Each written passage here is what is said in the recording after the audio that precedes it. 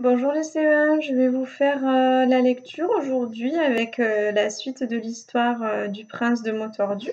Donc normalement vous avez quand même essayé d'abord de lire tout seul le texte qui a été envoyé par ordinateur.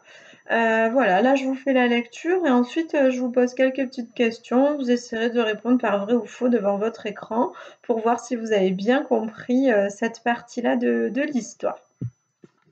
Donc jusqu'à maintenant, on sait que le prince de Motordu tord les mots.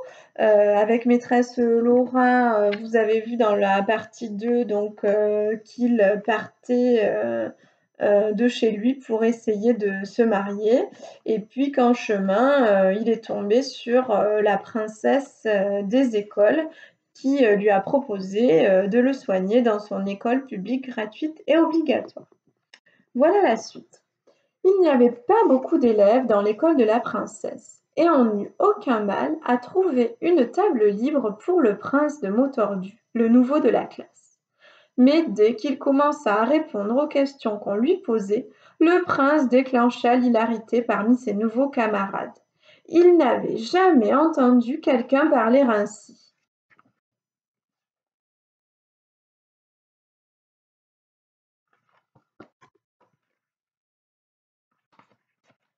Quant à son cahier, il était à chaque ligne plein de taches et de ratures.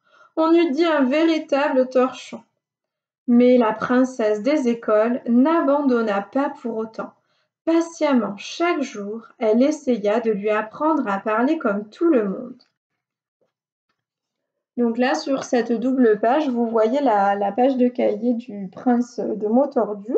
Je vais vous la lire. Donc lundi, prince de Motordu a fait du calcul. 4 et 4, il a répondu huître. 4 et 5, bœuf.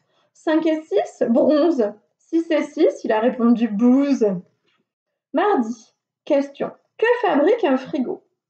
Réponse du prince de Motordu.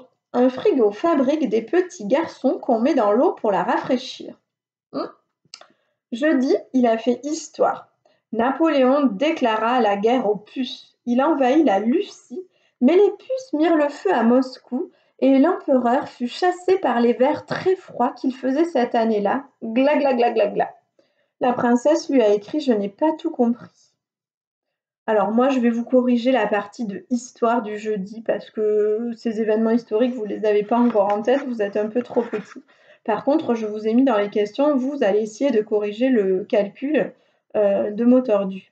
Donc l'histoire, c'était Napoléon déclara la guerre aux Russes. Il envahit la Russie, mais les Russes mirent le feu à Moscou et l'empereur fut chassé par l'hiver très froid cette année-là. Voilà ce qu'il a voulu écrire. Je continue. On ne dit pas j'habite un papillon, mais j'habite un pavillon. Peu à peu, le prince de Motordu, grâce aux efforts constants de son institutrice, commença à faire des progrès. Au bout de quelques semaines, il parvint à parler normalement. Mais ses camarades le trouvaient beaucoup moins drôle depuis qu'il ne tordait plus les mots. 7 et 6, 13.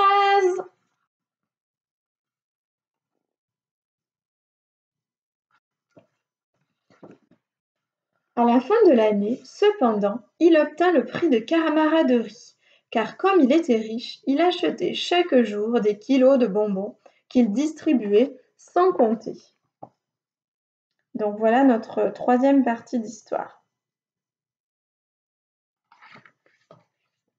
Donc on a lu le passage où Prince de Motordu est dans l'école de la princesse des écoles.